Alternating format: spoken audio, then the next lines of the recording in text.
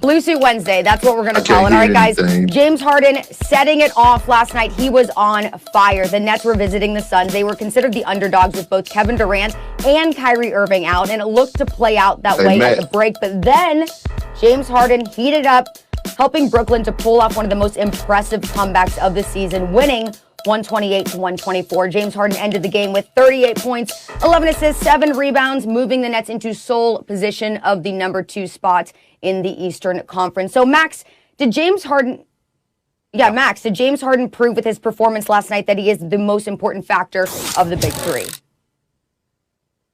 He did, but Perk, I heard you call me out. What's up? You have something to say?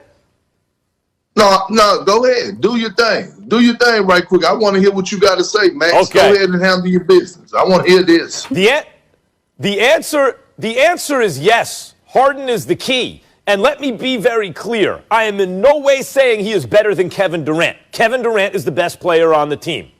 But Harden's the key to the big three. He is. Let's rewind this. Remember when the trade took place? Harden was playing himself out of Houston, right? He wasn't even in the lineup, and he wasn't playing well before he left, and he was throwing it looked just bad for Harden, and everyone knew why he was doing it. He's trying to force his way out of town, and it worked. He shows up in Brooklyn. Perk, how many times have I said it? Fat, looking like he just rolled out of bed, looking like a hot mess. And what'd he do? Rolled out of bed. No Kyrie at the time.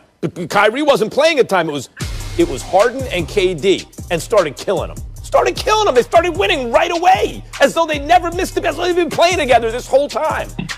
Harden, when he got to the team, was the guy who was going to have to sacrifice the most. I knew that from the beginning. It wasn't going to be Kyrie. It was going to be Harden. And what has Harden done? You know what it reminds me of, Perk? When I was a kid, I used to hear stories, because I was born in 73. The Knicks won the championship January 73. I was born in August, last time they won a title. And I would hear stories of Earl the Pearl Monroe coming to the Knicks, right? And Earl the Pearl Monroe, back then known as Black Jesus, if you want to YouTube Earl the Pearl, he would be giving guys the business today. Today, he was nasty. And the whole thing was there's only one ball. How are they going to share this backcourt, these two guys? But Earl the Pearl wanted to be great. Clyde Frazier already had a ring. He wanted to be great. And so it worked fine. They won the championship together. How are they going to work this? What's going to happen? James Harden has given up shots until they needed him to score last night. He's done everything that he's needed to do. His judgment with the ball and his court vision, setting up teammates, has been extraordinary. And he is the key to this offense. All right, and Stephen A. Smith now here on First Take. So, Stephen A., we're asking the question right now, with James Harden's dynamic performance last night, scoring 38 points, helping them to get that comeback victory, is he now considered the most important factor of the big three? No, he's not. He's great. He showed it last night. He reminded us of what he can do when he doesn't have a big two to go along with him. But the key component in all of this is Kevin Durant. When you talk about the Brooklyn Nets and being title contenders or legitimately winning the chip, it's not going to happen without KD. KD can win a chip potentially with Kyrie. KD can win a chip potentially with James Harden. KD could definitely win a chip with the both of them. Neither of them are winning it without him. That's the bottom line. If Kyrie and Harden were the cornerstones of this franchise, we wouldn't be talking about the Nets winning the championship. We'd be talking about them being a contender, but we'd have legitimate arguments as to why they wouldn't even come out of the Eastern Conference. That's the difference. Now, that's not to diminish what James Harden is giving you in any way. James Harden is a superstar in this league. He's fresh off of averaging over 30 the last 3 years. He's captured the league MVP. We know how electrifying offensively he is. And what he's been doing this year is unbelievable because he's as selfless as they come. He's highlighting the fact that he can be selfless. He hasn't been given enough credit for it. He is the best point guard on the team and might be the best point guard in basketball right now, the way that he's been playing and running the show for the Brooklyn Nets. But in the end, what it comes down to is you ain't getting but so far and you ain't doing but so much unless you have Kevin Durant. Kevin Durant is the key to the Nets' big three. Without him, it doesn't work. Well, you Well, I'm going to say this, and I respectfully disagree, and both of you guys came up with great points. But the key to this team, to the big three, is Kyrie Irving. We already know what we're going to get out of Kevin Durant. We know the efficiency, and he's going to put the ball in the basket at a high efficiency level. We know that James Harden could also put the ball in the basket, but also make guys around him better and lead the league in assists, as you just alluded to, Stephen A., the best point guard on that team and probably the best point guard in the league right now. But when you talk about Kyrie Irving, he is going to be the deciding factor in all this. And here's why. He has one job, and that job is to go out there and be that guy to get buckets. And I'm going to tell you why.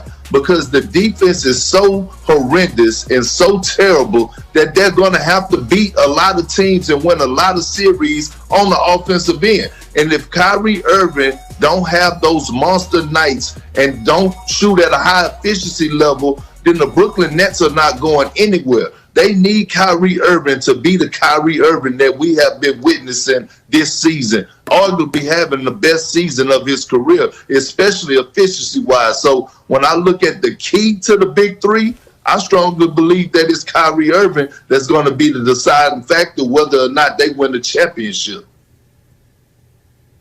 I think it's James Harden. Look, Kyrie is freed up now, guys. Kyrie is freed up. When he said, you're the point guard, I'm the off guard, it freed Kyrie up to score. No one's going to stop Kyrie Irving from scoring when he doesn't have to especially worry about running the offense, because Kyrie has some court vision and obviously can pass, but not court vision that James Harden has. And James Harden shows better judgment with the ball. I mean, when you think about the responsibility of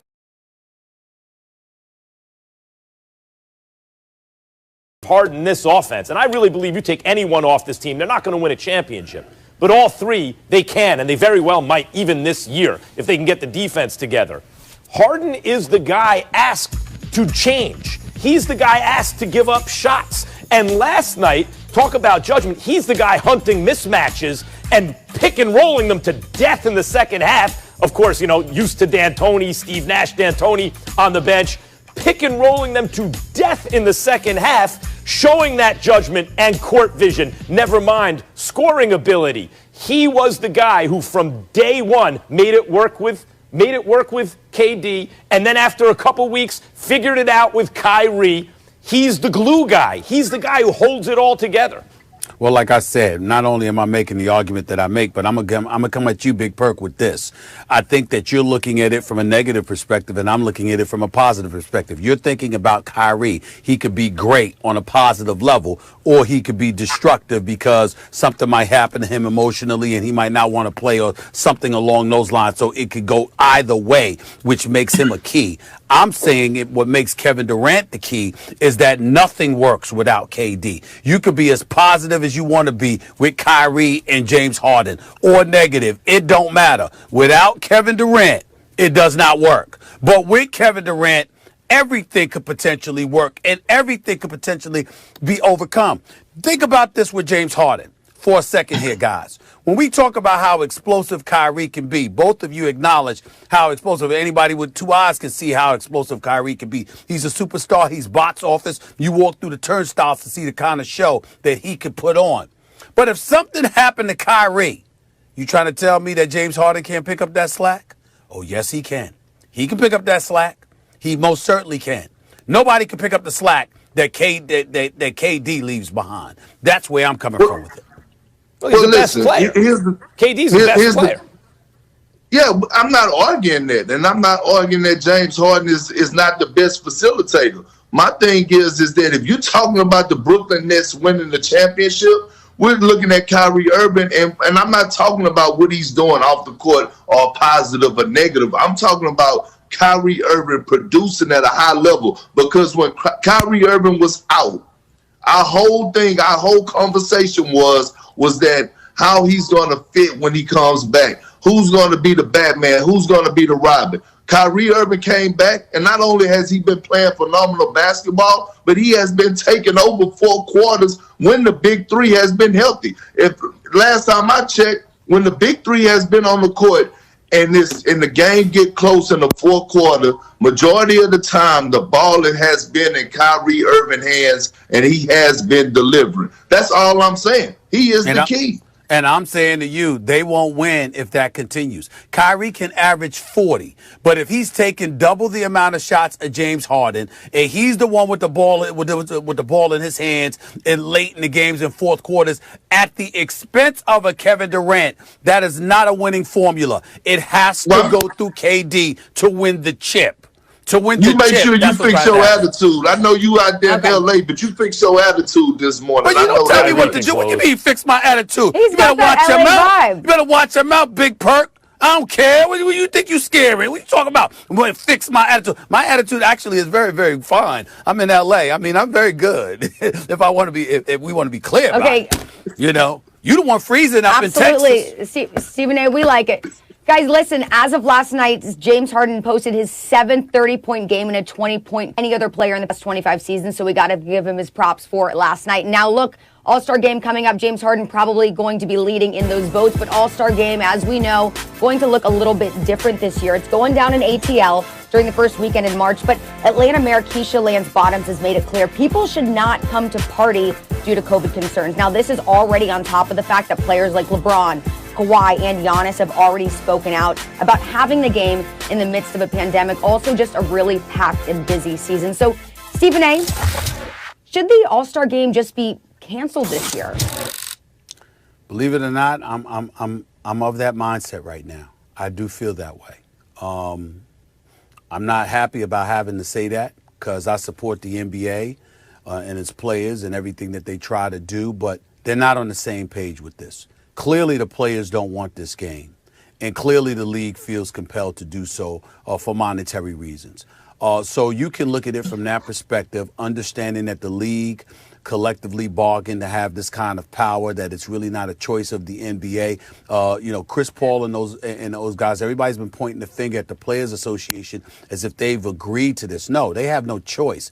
It's been collectively bargained, and as a result, they can negotiate stipulations and things of that nature to make sure safety protocol and safety measures are exercised and things of that nature. But the bottom line is they don't have any say as to whether or not there's going to be an All-Star game. The league has say over that, and obviously they're trying to appease the networks to some degree. We get all of that. But here's the reality. The players and the league are not on the same accord in this regard. And now we have local government officials speaking out against this game taking place. When you see Atlanta Mayor Keisha Lance Bottoms, all right, speak out and talk about how she has concerns. She's spoken to the league and et cetera, and she knows that they're going to do that, but you're encouraging people not to come to Atlanta. You're encouraging people not to party and things of that nature, not to have a festive kind of atmosphere, which we totally understand, and is a very responsible thing for her to do on her part. If you're the NBA, you're standing alone on an island here. You're flying guys in the night before on private jets and things of that nature. They come in to have a game, the slam dunk contest, the three-point contest, whatever, with no fans in attendance. Remember, the weekend is supposed to be for the fans to celebrate the athletes and the athletes to celebrate with the fans in a star-studded weekend gala. That's really what it's supposed to be. How does that happen without the fans? I don't see that, and I just think that there's too much noise that's been made about this, and it might behoove them to just decide not to have the All-Star game. That's just my feelings on it right now. Well, Stephen A., I started out disagreeing with you about this even before the show. But one thing I've considered has actually changed my mind, but I'm going to play devil's advocate here, and I want to tell you the one consideration, why I agree with you. The reason I agree with you is because what occurred to me, probably too late in this game thinking about it, was this is not like, well, they're playing games all over the place. What's the difference?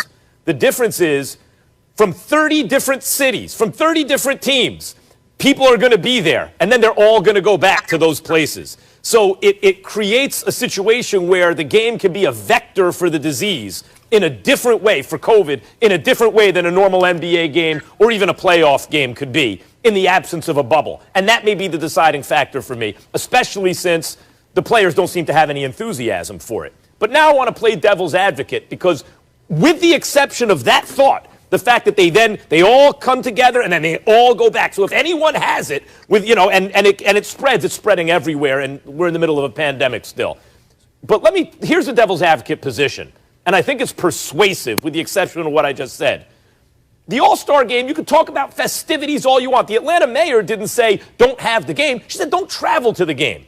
And for the media a lot of the time, and the players, the people involved in the festivities, I think, and whatever fans are there, I don't want to dismiss that, but whoever's live there, it feels like that's what it's all about this weekend. But in fact, it's a TV show.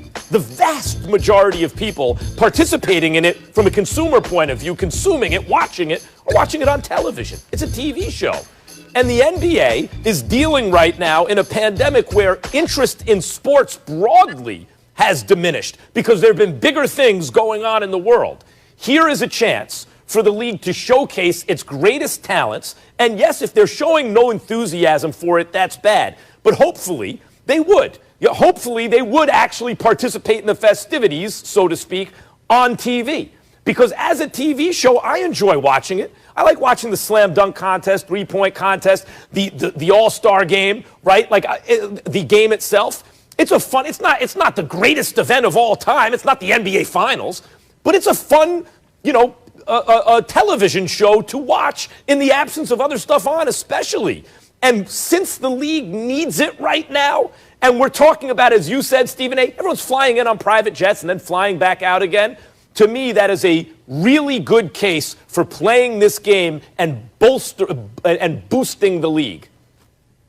Well, I think it's a stupid idea, and I think that the NBA really dropped the ball on this one for a number of reasons. One is obviously we're in a pandemic, okay, and the league is struggling right now to keep games going in the regular season. We just had a game get postponed last night because of the pandemic and the virus, and guys are having to sit out. So that's one thing. The second thing, the league is breaking the trust that they was developing with the Players Association and the players. If we go back and look at what happened in the bubble, it was a beautiful thing to see with me how the Players Association and Adam Silver and the NBA were coming together to make things happen, being on the same page. It was something that I never seen in my 14 years of playing, and now something that I never seen with me being on the other side is how they came together hand in hand to work things out. And so before the season started,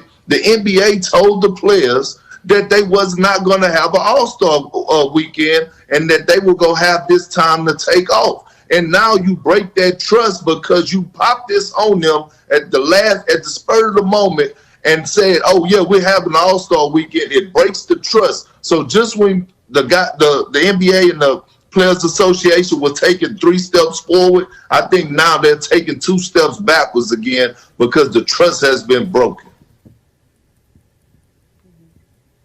Yeah, this might have been a really good year to probably not play that game. The last time they didn't play was 1999. That was because of the lockout. Now, Perk, you're going to be back with us in a bit. There was a lot to digest in this conversation, so we are going to revisit it later on in the show. All right, we got to move on here. We have some NFL to get to. The Texans, they do not want to cut Deshaun Watson loose, but what if the deal is too good to pass up? Which team is reportedly willing to put it all on the line for the quarterback, and which of the guys says the Texans need to take it? American icon.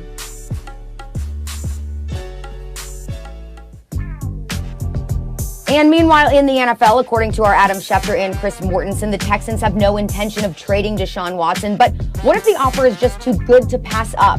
The Panthers are the latest team to express interest, and from the sound of it, are willing to go all in. Panthers reporter David Newton gave his perspective yesterday on NFL Live.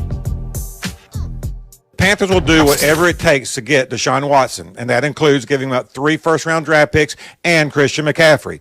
Now, owner David Tepper wants to win a Super Bowl. He's made that clear. He understands it takes a marquee quarterback to do that. Now, if you look at recent history outside of Patrick Mahomes, the quickest way to do that is to trade for a marquee quarterback and not draft one in the first round. Just ask Tampa Bay. Okay, Max, if it's offered, should the Texans take the Panthers deal? No, they shouldn't.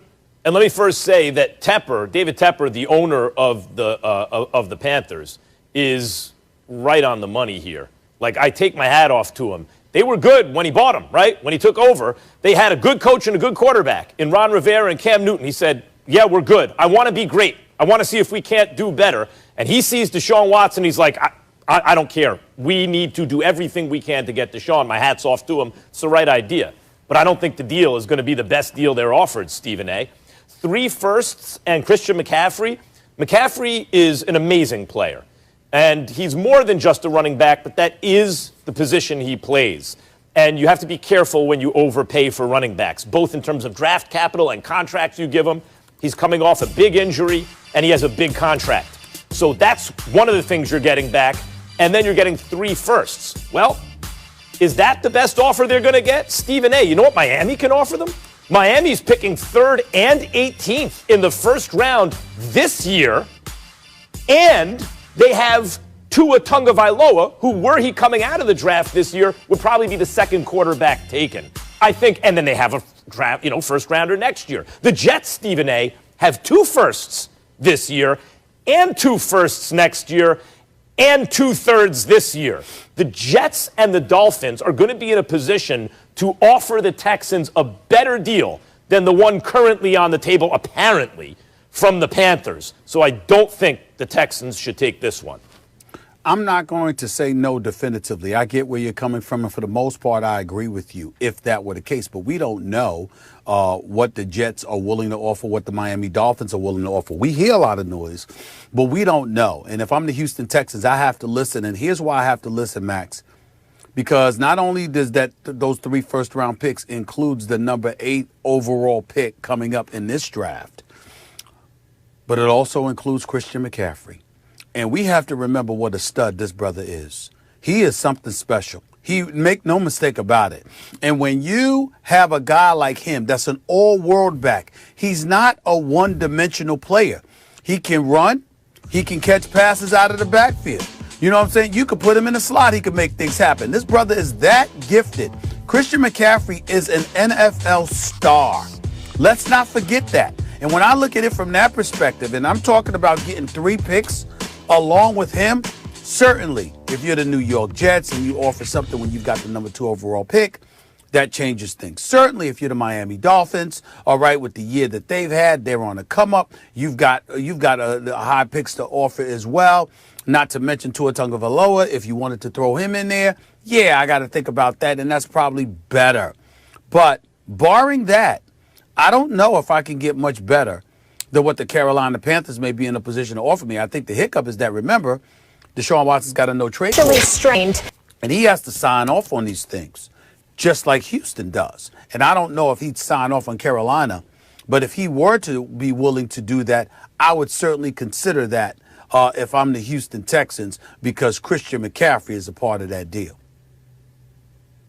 You know, the thing is, the Panthers were, it's been reported, and people have speculated, what would it take for Carolina to trade up to grab Miami's number 3 pick, right? They would do the 2nd rounder, next year's 1st rounder, because then they could grab a quarterback, Zach Wilson or whomever, that they really like. So that draft capital, because they have the 8th pick, which is good, but obviously not as good as the 3rd, that draft capital would be spent just to get their quarterback, who knows if he'll ever be half as good as Deshaun Watson. But Miami is sitting there with a 3rd overall pick already. And the thing about the no trade that you bring up, Stephen A., is usually if you're Deshaun Watson, you're like, I don't want to go to that team. They stink. That's why they're drafting 3rd overall. But the Dolphins are kind of loaded. The Dolphins are a really good team. They have the 3rd pick because of a trade. So they're unlike the Jets. They're not a moribund franchise, as you would say, right? They're a strong, rising franchise in a warm weather state, right? You bring up the fact with no state in a league taxes. without African-American no coaches and GMs, just keep ticking it off with no state income tax. Why would he not say, yeah, with a no trade clause, yeah, I want to be traded there? And the fact that they got the number 3 pick and a QB who'd probably be the 2nd one taken and more draft capital, it just seems to me like what really the Texans have to do is find out, do the Dolphins want to trade for Deshaun Watson? Because if they do, you got to say no to the Panthers. They can't offer you as much. And by the way, who knows if Deshaun would say yes? Here's the biggest reason you should say no to the Panthers if you were going to say no. You should say no to the Panthers if you're Deshaun Watson, maybe not the Houston Texans, but definitely if you're Deshaun Watson. Here's why. Because I want to go and play with Christian McCaffrey. I don't want to arrive there at the expense of him leaving.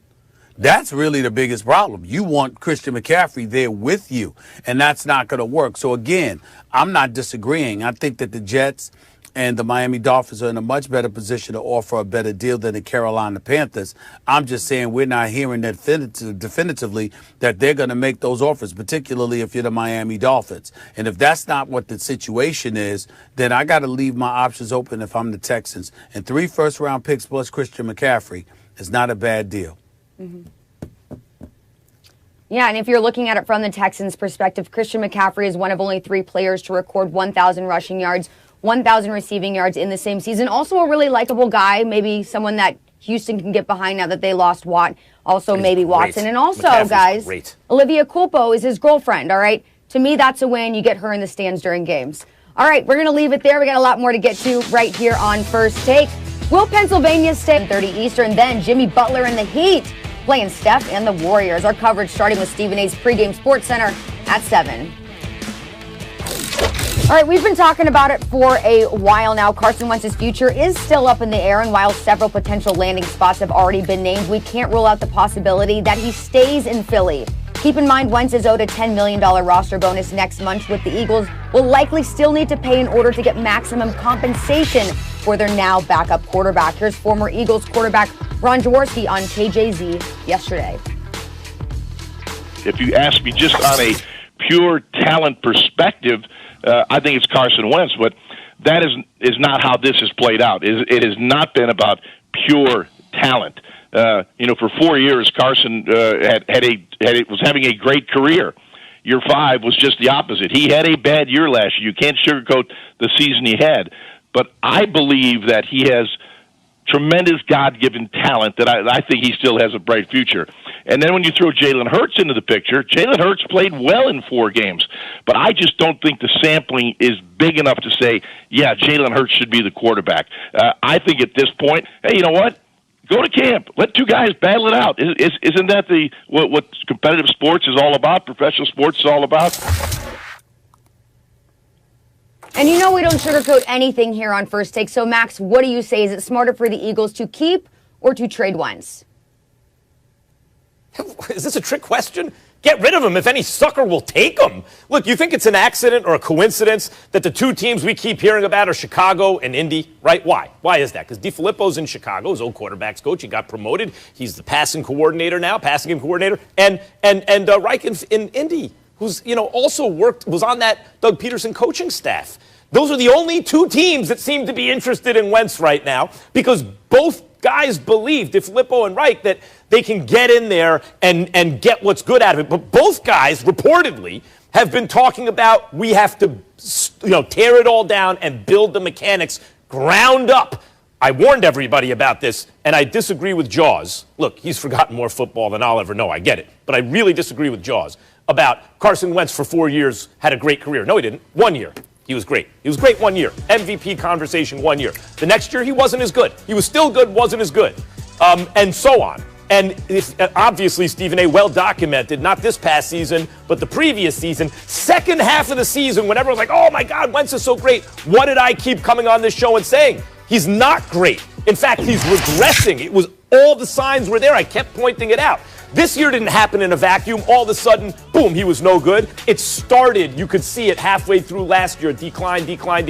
And instead of taking accountability, taking stock of himself and working on the things he was screwing up, no, everyone was telling him how great he was. He believed they didn't do anything. And this year it got worse and worse and worse. And finally, he's obviously, everyone can finally tell what I've known since the middle of last year. He's no good. Now, even Pro Football Focus, Stephen A., had him 14th overall, not this past season, the season before. And the season before that, middle of the pack quarterback, right? This year, 31st. He was 31 out of 32. 31 out of 32. He's not good. And the kind of stuff he needs to build himself back up, it's a lot. Stephen A., even if he can't do it in Philly. Oh, no, can't do it in Philly. What's all the reporting coming out of Philly? It's not that the Eagles are blameless.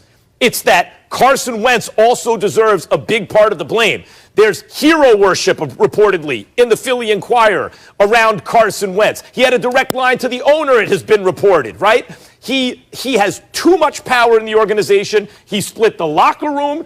A lot of guys don't want him there. And Stephen A., what about this? The day that Jalen Hurts is starting for the first time as a pro, we're hearing leaks in the media.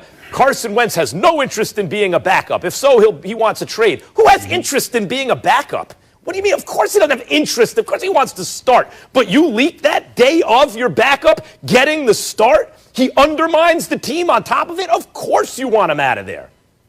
Max Kellerman, you're wrong. And I'm going to tell you why you're wrong. And I'm going to tell you why the Eagles would be smart to keep Carson Wentz for the moment. Because of you. You,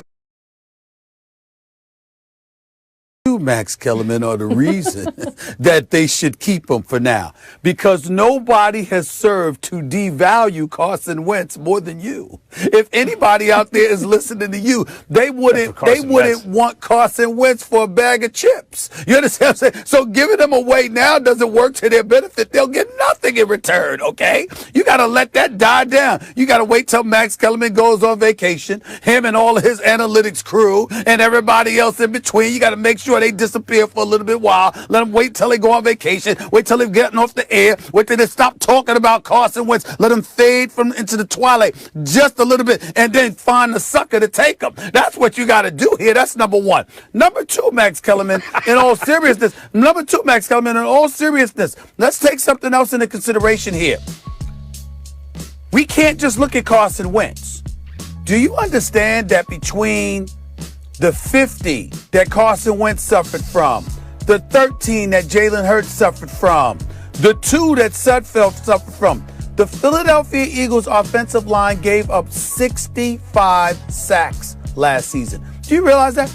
65 sacks are on the books for the Philadelphia Eagles, having surrendered that against their quarterback. So that's something to take into consideration, because if you're on suicide watch, how the hell can you throw the football? Then you got a running game with Boston Scott and Miles Sanders. Scott averaging 4.7 yards a carry. Miles Sanders averaging 5.3 yards a carry. How come you ain't giving the ball a run a little bit more? Particularly when Jalen Reagor, when Zach Ertz, when Goddard all missed at least 5 games, okay? And Deshaun Jackson only played in 5 games. So you were bereft of the necessary weapons, one could easily argue as well. There's a lot of things that went into the Eagles stinking up the joint on the offensive side of the ball the way that they did. And it wasn't simply the quarterback player Carson Wentz. It was a lot. He had an awful year, and we get all of that. You can't absolve him. But there's so much more that goes into that. When you combine that with all the noise that's been made about him and how he has been so flagrantly devalued, even though to some degree that is of his doing, it is also of the doing of people like you. The fact of the matter is, it might be in their best interest. And last point about this, Max, Jalen Hurts, I want to remind everybody of this. The brother's got wheels. He's a tremendous athlete, and he can run with the football. He ran for more yards in 5 games, or 4 games rather, than Carson Wentz ran in 12. We get that. But the flip side is this. He was 1-3 as a starter, and he only completed 52% of his passes, which was worse than Carson Wentz. So we talk about Jalen Hurts like, oh my God, he came in there looking like Dan Marino. Yeah, they may have to draft another quarterback. That's not the case. Yep, they may have to draft another quarterback. It may be that was a bad idea to draft Hurts, but Wentz forced them into it with his play. And let me say this, Stephen A. I wouldn't be, first of all, the reason Wentz got sacked so much primarily because their pass block win rate on that Eagles offensive line was upper half of the league. The reason he got sacked so much, this is not Mahomes in the Super Bowl running for his life as soon as the ball is snapped, pressured constantly with only 4. This is Carson Wentz, who won't get rid of the ball. He held the ball way too long. His decision-making, his judgment was awful. He was like, everything with Carson Wentz was wrong. Hurts was sacked 13 times in 4 games. He didn't do that. He was a rookie. He's a rookie. And by the way, you're right, but the offense looked better with Hurts. And he's a rookie who doesn't know what he's doing yet. And it looked better with Jalen Hurts than Carson Wentz. And insofar as me or people like me me in this case are pulling the wagon in terms of Carson Wentz is no good. Carson Wentz is no good. Stephen A., he brings that upon himself, not just with his play, because I wouldn't be as hard on him with his play. But when I see things like Jalen Hurts is going to start his first career game, and now it comes out Carson Wentz is talking about, I have no interest in being a backup. That's low. I see so much behavior that I find as undermining to the team. That were I another team looking at that, I'd be like, I don't know if I want that dude in the locker room. Which is another reason why you got to hold on to him, because nobody's going to give up anything for him right now. Yeah, low trade value at this point, it's true. Carson Wentz has earned his low trade value this past season. He was 28th out of 33 qualified passers in QBR. But let's not forget, guys, back in 2017, he led the league in QBR. Look, it was great. Maybe a turnaround? We don't know. Anyways, guys, was Bruce Arians taking shots at Bill Belichick when talking Brady's newfound freedom? Brady's new coach says he's been in an interview on Showtime's Inside the NFL. Super Bowl winning head coach Bruce Arians weighed in on why he believed Tom Brady decided to depart from the Patriot way and join the Buccaneers. He said, quote, I think his competitive spirit is so strong that he wanted to do it. He wanted to show people. I've never said anything bad about Bill Belichick. I know everybody tries to say I do. His record speaks for itself. He is probably the greatest one ever, but I think Brady wanted to try a different way. Max, was Arians taking a shot at Bill Belichick? Yeah, pretty clearly, yes. And he doesn't even have to want to take the shot. That doesn't have to be his intention. I'm going to say something. I'm going to aim at Bill Belichick. But shots fired. Yeah, of course. Because as I keep saying, the number one sports debate of the 21st century in the United States of America is, was it more Brady or Belichick?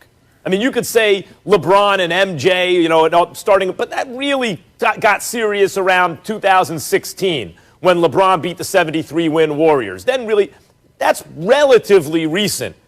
But for how long now? Was it more Brady or Belichick? It was the great debate. Then they parted ways. And Brady won a Super Bowl, Stephen A., year one. Now, I think this Bucs team is going to go down as one of the most loaded ever. When you look at what they did last, with Jameis Winston, 30 interceptions, still won 7 games. Then they added AB and Gronk and Leonard Fournette, playoff Lenny. They're loaded. But he didn't just make a playoff run. He won the Super Bowl, and Belichick missed the playoffs, and Belichick was under 500.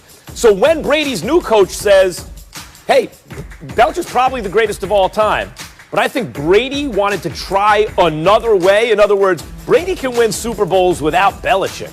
That's not, the Patriot way is not just the Belichick way. That had a lot to do with Brady. You don't have to enter the no-fun zone to win a Super Bowl. You could do it over here with me. Maybe if I had Brady that whole time doing it another way, I'd be the greatest coach of all time. Yes, I don't see, especially Stephen A., after what Brady just did, the kind of lead he has on Belichick at this moment, the way he has someone like me who I never thought I'd say it. Brady's way up on Belichick right now. For his new coach to come out and say what he said is a shot at Belichick. I don't think it's a shot at Belichick, the coach, at all. Bruce Arians is in no position to take a shot at Belichick. Belichick still has 5 more rings than him as a head coach and 7 more rings than him overall. So let's get that straight. That's number one. Number two, or at least I think it's 7. I think it's 7, yeah. But let me say this to you. Yeah, 2 with the Giants, yeah. Yeah. Let me say this to you. He was taking a shot at Bill Belichick, the GM, because that's the difference. That's the difference. Brady going on the field and performing, he wasn't asked to do, he had weapons so he could do things differently in terms of throwing the ball deep, but he was still a starting quarterback and, he did what he did on offense. The difference with Brady in Tampa compared to New England is that Brady wanted Antonio Brown. Bruce Arians said, okay, you can have Antonio Brown. Gronkowski wanted to retire in New England. Guess what? In Tampa, it was Brady's show. Gronk wants to come back. And so when you look at guys like that wanted to play with Brady, and Brady was basically the de facto GM for the Tampa Bay Buccaneers and delivered a Super Bowl championship, when Bruce Arians is talking about a different way, those weren't conversations that Brady could have. Bill Belichick didn't give a damn what he wanted. Bill Belichick was like, look, you quarterback, I will run this team. And the personnel that will be on this team is who I will select to be on this team. You have no say in that regard. So when Bruce Arians is alluding to that, it being a different way, I think that he's talking about Belichick, the GM, compared to Brady, the GM, not about Belichick, the coach, because Bruce Arians is in no position to question Bill Belichick as a coach, which he acknowledged. But I think on this issue, Stephen A., it's not, you might be right. It might be an issue of overall process that includes collaboration in terms of personnel. But is he taking a shot at Belichick, to me, is a bigger question. You know, the Patriot way is Belichick the coach, Belichick the GM. It's Robert Kraft the owner. It's Tom Brady as quarterback. It's everything, right? But what was it mostly about? I'll take your point. I'll run with that. Bruce Arians is saying, well, if it's not collaborative, if it's he's the boss and that's it, yeah, they won that way. But I won collaborating with this dude. And you can do that. And so that is also a shot, even whether he means to or not, it's a shot at Belichick, especially now. Belichick's sitting there at 7-9. Tom Brady just won the Super Bowl, right? And he name checks Belichick, Arians does, and says they did it that way all those years. We did it this way 1 year. We got a ring. You don't have to just do it that way. That's a shot. Well, listen, I'm not going to dispute that. I just wanted to be specific about it being the coach. You know, collaboratively speaking, you're right. The bottom line is Bill Belichick wasn't willing to work with somebody that Bruce Arians clearly was willing to. But why was Bruce Arians willing to do so? Because Bruce Arians walked into this season never having captured a Super Bowl championship, nor having even gone to a Super Bowl. Whereas with Bill Belichick, he had won 6 as the head coach. So Bill Belichick has a level of cachet that he didn't feel compelled to alter, his the way that he did things. And we can respect and understand that. What I will say, however, is this. Now that has happened, Bill Belichick, I mean, listen, this season is a wash. We know COVID and what a role it played in dismantling the New England Patriots as we know it. This season coming up and beyond is going to say a lot about Bill Belichick because Tom Brady winning a Super Bowl championship. You got to remember, this is the 3rd Super Bowl title. And this is the way to look at it. This is the 3rd Super Bowl title in 5 years that Tom Brady has won since Jimmy Garoppolo was on New England and Bill Belichick wanted him to succeed Tom Brady. Ever since then, right. Tom Brady it's fair to say, Stephen A. Tom Brady has won 3 Super Bowls. He's been to 4 in 5 years. And we'll see if the Bucs can do it again next year, Stephen A. Because if they do become repeat champions, they'll be the first team to do so since the Patriots did it back in 2003 and 2004. All right, let's leave it right there. We got some After the Texans released star defensive end J.J. Watt last week, league sources telling ESPN's Ed Werder that approximately a dozen teams have reached out with interest, including the Cleveland Browns and also the Tennessee Titans. However, Watt's priority in determining his next team is reportedly the belief that he'll have the opportunity to play in a Super Bowl. I don't think that's a bad idea. I think he deserves that. So, Stephen A., which team do you think gives J.J. Watt the better opportunity at going to the Super Bowl? Is it the Browns or is it the Titans? Well, I would say the Titans, but let me say this because, I mean, Derrick Henry running the football and, Ryan Tannehill still being there, and he's been a really good quarterback for the Titans. That defense is real, but you add J.J. Watt to the mix and his ability to get to the quarterbacks, that's going to help you defensively, and it's going to help give you more offensive possessions, which means you'll give Derrick Henry more opportunities to run the football. But let me also say this, Max. If J.J. Watt were to go to the Cleveland Browns, it is an act of betrayal to his family, to TJ and Derek. It would be betrayal. Here we go. Okay? Here we go. You can't go to the Cleveland Browns. Now, you want to go to Tampa? This is pathetic. You want to go to Green Bay with Aaron Rodgers? Fine. But to go to the Cleveland Browns when you have an opportunity to go to the Pittsburgh Steelers, it would be blasphemous, it would be sacrilegious, and an absolute act of betrayal, the likes of which Mama Watt should get involved and chastise her son. That's right, I said it. It would mess up Thanksgivings. It would mess up Christmases. It would mess up all of that stuff. For family obligation alone, you can't go to the Cleveland Browns when two of your brothers are on Pittsburgh, the same division with a team that can compete for the Super Bowl, that wants you, has a spot for you, and not only do you choose not to join your brothers, you would go against them by wearing a Cleveland Browns uniform. You would rather be playing off of Lake Erie instead of Three Rivers, Heinz Field. Are you kidding me? It would be an act of betrayal. And J.J. Watt, somebody needs to tell him that. So damn it, I'm doing it. You know, Stephen A., one thing about you is I'm really disappointed right now because you're a good dude. And this is the first time on this show. It's like you're a bad person for this. How could you do this? You are putting your own interests as a Steelers fan, ahead of J.J. Watt, who is one of the greatest players of all time. I'm thinking about the Watt family. Pillar in the community. I'm a family man. I'm a family man. I'm thinking about the Watt family. Great works on and off the field, and this man deserves to try to win a Super Bowl. I love J.J. Watt. Would rather serve your own selfish interests here. Stephen A., you'd rather serve your own selfish interests. Put him on a team that does not have a quarterback capable of winning a Super Bowl right now, and you know it. Shame on you. Now, you get Baker Mayfield is capable of winning a Super Bowl quicker than Ben Roethlisberger? It's possible. Yeah, quicker than Ben Roethlisberger right now? Yes, quicker than Ben Roethlisberger. Here's the thing. I'll stick to the question, Browns or Titans, okay? Vrabel's done a great job. No doubt about it. Titans are a good team. The thing about Stefanski is, you know when the last time Minnesota was sub 500? That was 2014. I mean, Stefanski's been on that staff forever, right? Doing different jobs on the offense. But 2014 is the last time they were sub 500. Stefanski leaves just like that. They're below 500. The Browns, last time the Browns were above 500 was 2007. Stefanski shows up just like that. They're above 500. Stefanski's difference, the kind of difference he's made for that team and that offense has been remarkable. And then you look at the pieces and the talent they have, Stephen A. I mean, even if Odell doesn't stay on the team, they're going to get value for him in a trade. But they have a whole lot of. And their run defense was excellent, right? And they have high-end performers on defense.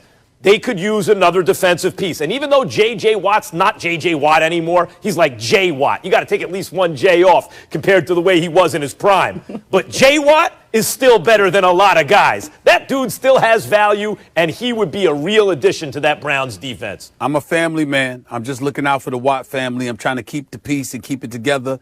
That's really what the intent is. He's great. He would be great with his brothers in the Steel City. That's all I'm saying. Stephen A., you're a good person, but you're wrong for this. On the other hand, though, there is the guarantee of having several divisional games a year against each other, so could be maybe a good chance for a family reunion once or twice. It's not good for the family. I don't know. You could see it both ways, two sides of this coin. All right, guys, let's move on. We have a big special guest coming up here on First Take, and it's none other than this man right here, Morehouse man, filmmaker, ultimate Knicks fan. There's no introduction. We'll give it to him anyways. Spike Lee. How you doing? How you doing? I'd just like you to know that when Dr. Martin Luther King graduated in 48, my father was a freshman. Wow. And Martin Luther King III and I are in the same class, 1979. I'm a third-generation Morehouse man, and my mother and grandmother went to Spelman across the street. What? I can't top that. I can't even come close to topping that, my brother. I can't do it. But Spike, listen, before we get into sports, I just want to ask this question. Could you talk a little bit about what going to an HBCU? Obviously, Morehouse is a special place, but being a product of an HBCU, what that has meant to your career, what that has meant to your life. Can you put that in perspective for a lot of folks out there for me, please? Thank you. And thank you. Thank you, everyone. I learned how to be a man at Morehouse. It's a special feeling when your professors, your teachers, the faculty, the administration look like you. A lot of these large white institutions, if you're not an athlete, if you're not running up and down the court or the gridiron, They don't care about you. You get nurtured at black institutions. And I would not be the person I am today or the artist I am today if I had not become a Morehouse man. Thank you. Spike, Go ahead, Max. to my recollection, school days it was She's Gotta Have It, and then it was school days, and then it was Do the Right Thing, correct? Yes. Correct? Yes.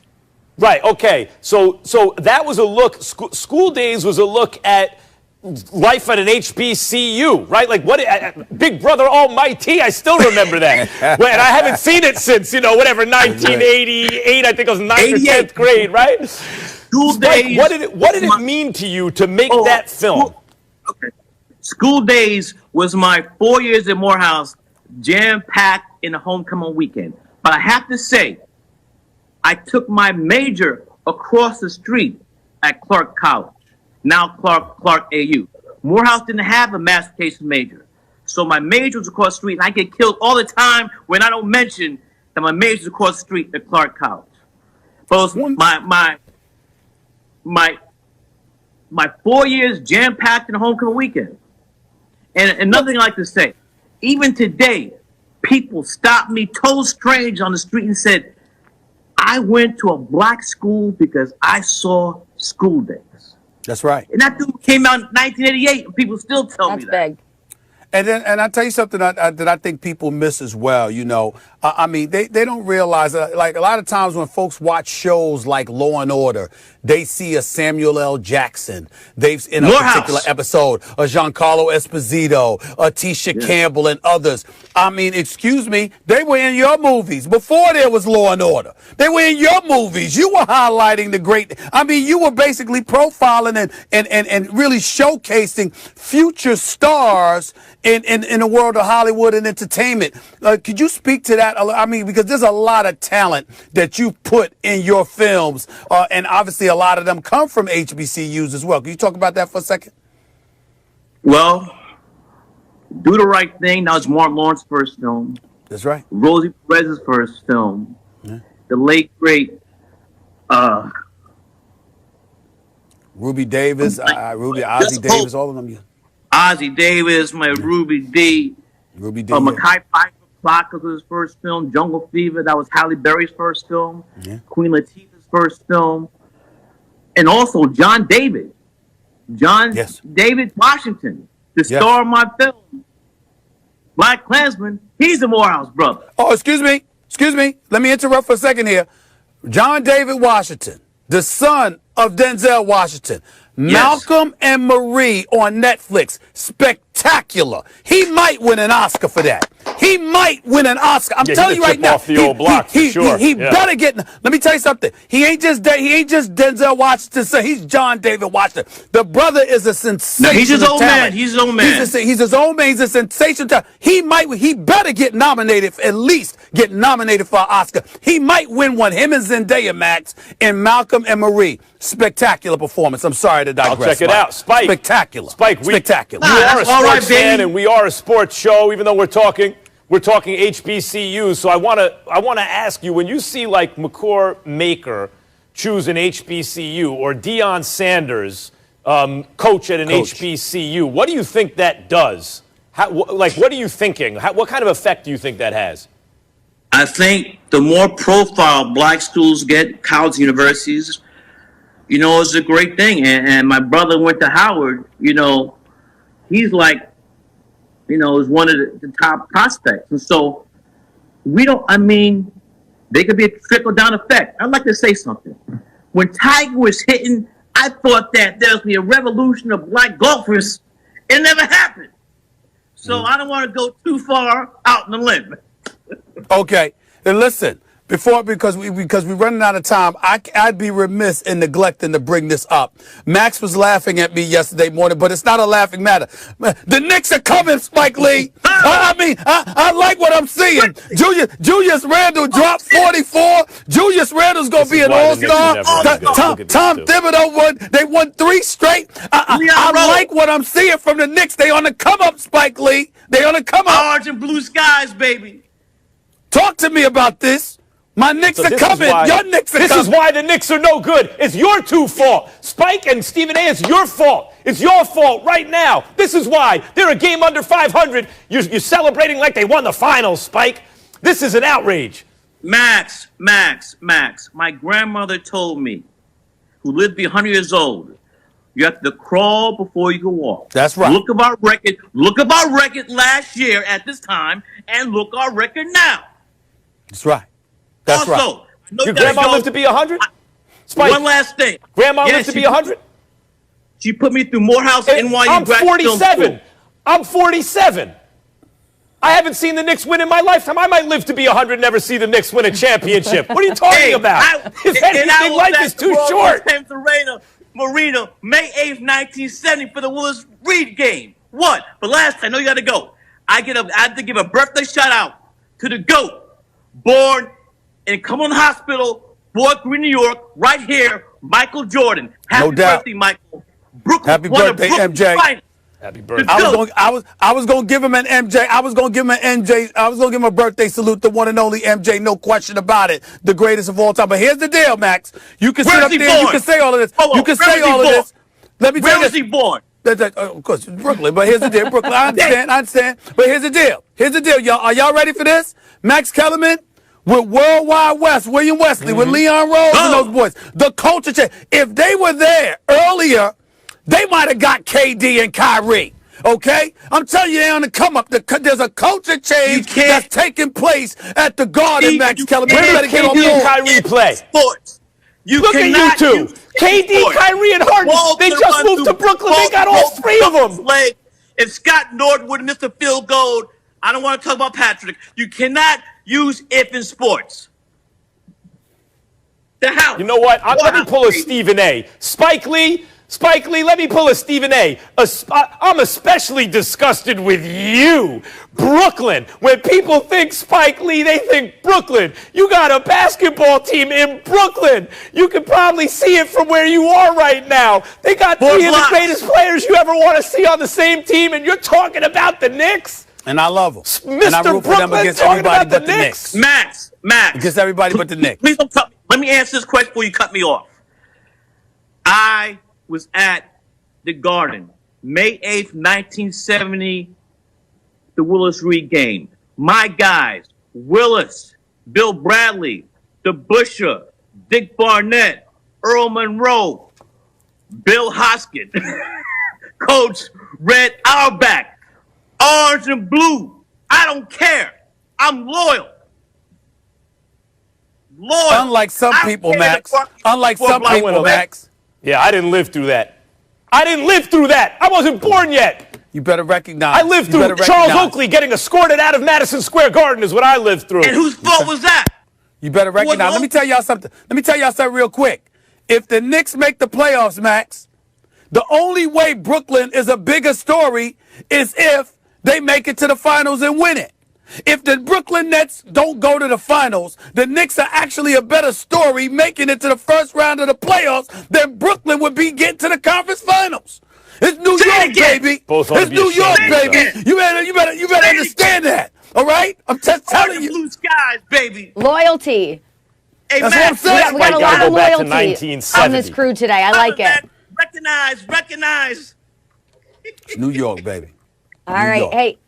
Hey, Spike, thank you so much for coming on First Chet Take. Tucker had with a 4-point play. I'm still living off of that. The house. Morehouse. We, of course, love talking sports with you. Also, thank you for being here for HBCU Wednesday. Of course, today we're recognizing Morehouse College. You, a very prominent alum. So we say thank you for that. And we'll see you soon. And you know what? I'll jump on board for right now. Go Knicks. All right, guys, we have some other stuff to get to. And that actually are some questions from some students from Morehouse College. So they're going to play First Take Producer today. They're going to present the question. Stephen A. Max, you're going to respond. So our first question, we're starting with English major Jonathan Jackson. Here he is. And I want to know, after Aaron Rodgers' 4th loss and 5 NFC Championship games, why do you still consider him a bad man? Because we have 2 eyes and we Stephen can A., see. what do you say? We have 2 eyes and we can see. He is a bad man. It wasn't his damn fault they lost the game.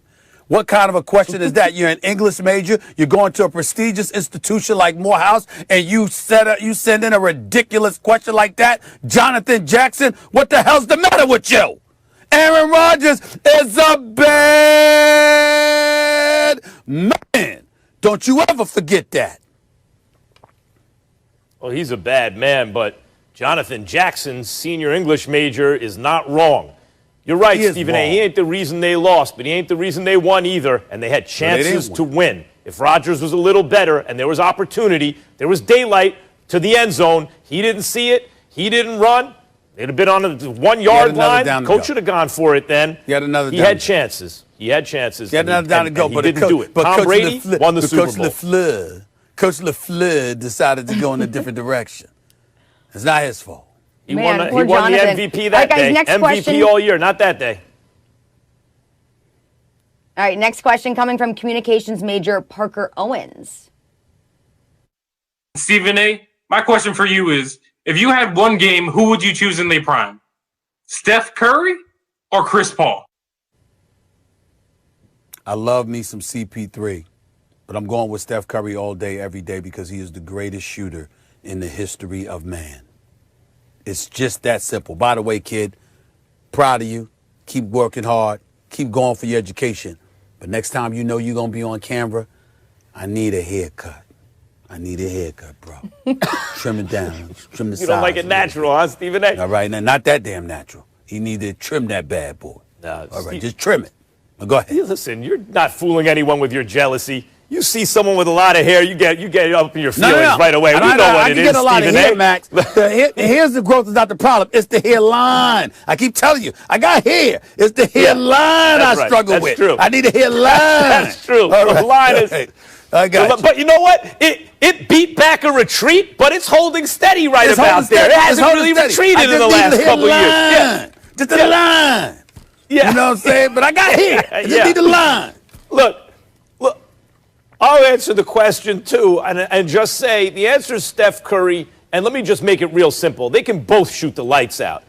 Chris Paul's mid-range is insane, right? Steph Curry's three-point game is the same as Chris Paul's mid-range, but you're counting by an extra point each time. Steph Curry's a little better.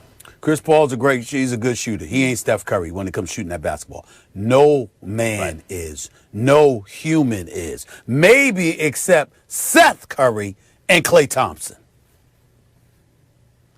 Well, we all know that Steph Curry and Chris Paul, both of them big advocates for raising money for HBCU programs. Yes, they are. Very good comparison that we're making here today. All right, guys, let's get back to All-Star Game weekend. It's happening in ATL, and guess what? You would normally need a haircut if you were going to ATL because you'd be attending parties, but this year, Atlanta Mayor Keisha Lance Bottoms warned the public against traveling to the city for NBA All-Star Weekend amid the coronavirus pandemic, while stating that the event is a, quote, made-for-TV event only, and people should not travel to Atlanta to party. All right, we welcome back Kendrick Perkins for this debate. Stephen A., do you think that they should just go ahead and cancel the All-Star Game this year? I do believe they should cancel it. I don't think they will, but I do believe that they should. One thing that I do, that we all owe, I didn't make this mistake, but just in case anybody has or does, I want to make sure there's clarification on something.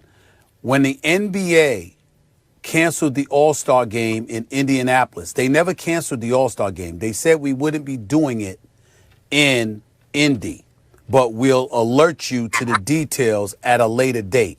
So the NBA wants to make it very, very clear. They never canceled the All-Star Game. They never intended to cancel the All-Star Game. They were just going to relocate it. So this notion that they canceled the All-Star Game and then all of a sudden they started it back up is not true. It's inaccurate according to the league. They never canceled the game. Having said all of that, here's why I'd say they would. Listen, there's a lot of money to be lost, and I do understand that. And normally I'm all about that. And you got to collect a bargaining agreement. This is what you committed to. Go ahead and do it. But when you clearly don't appear to be on the same page as the players, and the players have been inconsistent from what I'm being told, because some of them wanted to invite their family members there and stuff like that, while you have others saying, why would we want to go to a city that's open? Why should we even have the All-Star game? So there seems to be some inconsistency behind the scenes. But in terms of their public positions, saying they don't want to, the LeBron James of the world, the Giannis Antetokounmpos of the world, and others, De'Aaron Foxes of the world and stuff like that. In terms of that, based on their public position, if they don't want to play this game and fans can't be in attendance, and you have local government officials saying, encouraging people not to come to the city of Atlanta, and that tickets won't be sold to the event, obviously, which means nobody's going to be in attendance. It's all about the fans, All-Star Weekend. Why have it if there can't be anybody there to celebrate with the players? All right, you're going to have it because of money and your contract with the television. But to me, that would mean the players need to be on that page. If the players are willing to cost themselves over $500 million not to have All-Star Weekend, and they're fine with it, I think the NBA shouldn't have it. Now, if they still want the money, but they're saying we don't want the weekend, you can't have it both ways. If you want the money, you got to play. But if you're willing to sacrifice the money, then I think the NBA shouldn't have it, based on the times that we're living in right now, just for this year. Well, let me start by saying the best argument against it, it's probably the one that wins, is the one I hadn't considered until very recently, which is unlike the Super Bowl or any other event you want to mention, here necessarily, in order to play this game, players from all the different teams are going to be flying to the same place. 30 different cities, right? Flying to the same place and then leaving again. So if there is an outbreak, that's a real spreader, right? That's a spreader event, really, to every corner of the country. That probably carries the day. But I want to play devil's advocate, Stephen A. You said All-Star Game Weekend is for the fans. I agree. But primarily, just look at the numbers. It's the fans watching on TV. It's not that the players don't have a good time or whatever, or the fans are in a certain city or whatever. That's true. But that's a minority of the people who enjoy All-Star Game Week, the TV show. They're making a TV show. And I think you're right again. If there's not a lot of enthusiasm, that is too bad. But the question is, can you produce an All-Star Game TV show that would be good for the league right now? The answer is yes. Yes, it is possible to produce a very good All-Star Game NBA TV show, and that's what the league is trying to do. That is not impossible to pull off. Well, look, before I address this, okay, this situation, I just want to say I was watching all three of you senior citizens just a minute ago, you New Yorkers, Stephen A. and Max, and Spike Lee, the great Spike Lee, having that 1935 class reunion on First Take. It was so cute, so precious, so adorable. I just wanted to say that before I get started. Hey, listen, it was so precious. I was like, look at these New Yorkers just reunited, and it feels so good. He's not in New York. Hey, listen, y'all was so happy, boy. I'm telling you. Stop but look, who's in LA right now? Let me say this. Let me say this about the All-Star Weekend. I think the NBA has dropped the ball. I think the trust has been broken, because if we look back before the start of the season, the NBA told the Players Association and the players that they were not going to have an All-Star Weekend. It was part of the agreement due to the short off season and due to them not having a long training camp and trying to hurry up and get the season going to make sure that we had Christmas Day games. And I feel like the way that the NBA and the Players Association have been working together over the last 7-8 months to a year, even down in the bubble, was a phenomenal thing to see. But they took 2 steps backwards. Here's another reason why I think the All-Star game should not go on. Because of injuries. Guys need time to heal. We're watching teams right now have to play back-to-back games because games are being postponed. We're watching guys get injured. Kevin Durant is out with a hamstring injury. Anthony Davis, calf, Achilles injury right now. C.J. McCollum is out. Like, we're watching too many guys being out because they're not being able to, one, have the practice time. They didn't have a full training camp. They're playing makeup games. And on top of all that, it's a pandemic. So I'm not in for the All-Star game. I think a lot of players feel this way, and I just wanted to speak my piece on it.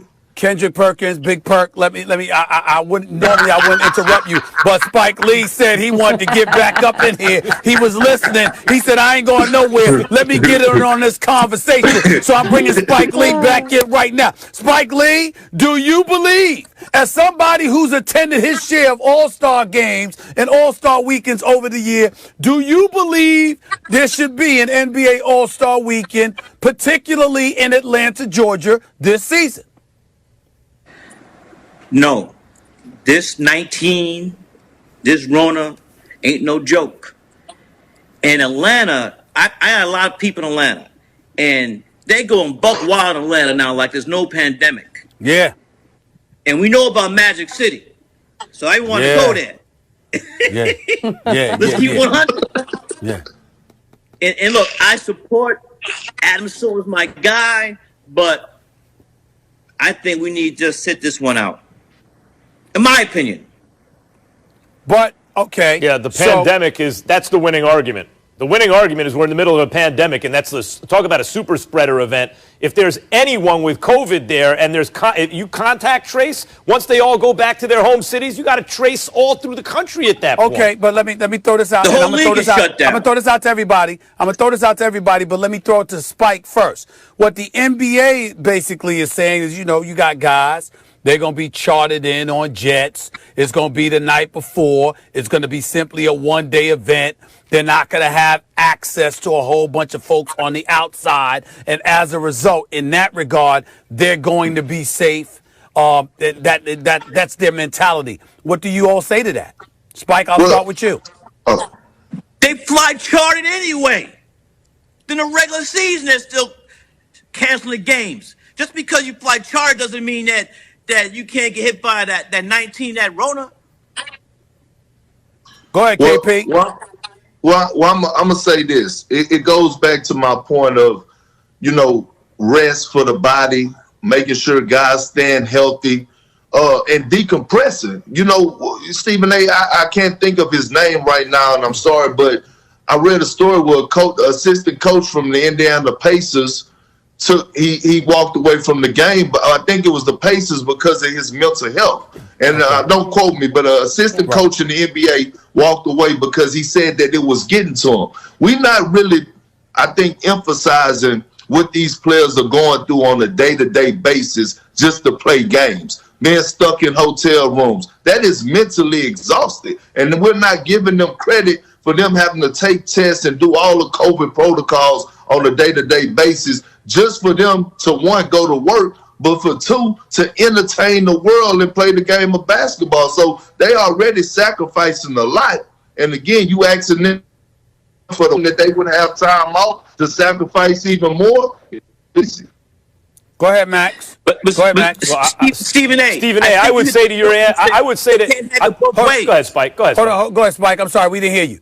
Stephen, I love the point you made. You can't have it both ways. Either you're going to sit out or you're going to play. But you can't expect the league to say, okay, you guys sit out and you still get paid at the same time. It don't work like that. This is Max, I'll throw it to you by saying this. Somebody in the league told me weeks ago, they did say this about the players. They said, quote, Stephen A., not one single player came to us and said, here's your money back in the event that we lose money. Right. That's why I came up with you can't have it both ways. Max, what do you say to all of that? I'll say this: what you presented, the case for the league is real. They have a compelling case. I think ultimately you losers because of what Spike said. The pandemic is the thing, right? But the league is, and then also it's supposed to be a game that celebrates, it's an exhibition that celebrates the game. But if none of the players are enthusiastic, or the most important players like LeBron James have already publicly said they're not enthusiastic about the game, then how much fun, it's really a TV show, how much fun are the fans watching that show going to have? But Stephen A., the league's point, these dudes are going to be flying in on private jets, right? There'll be strict protocols. I know they don't love the idea. It's like one day in and out. As soon as the game's over, they're bouncing again. And in the meantime, at a time when sports ratings are down during the pandemic because there are bigger things going on, let's celebrate the game and put our best foot forward and give the fans a TV show that they like. I get that too. You know what else we're going to celebrate? We have 2 birthdays today, 2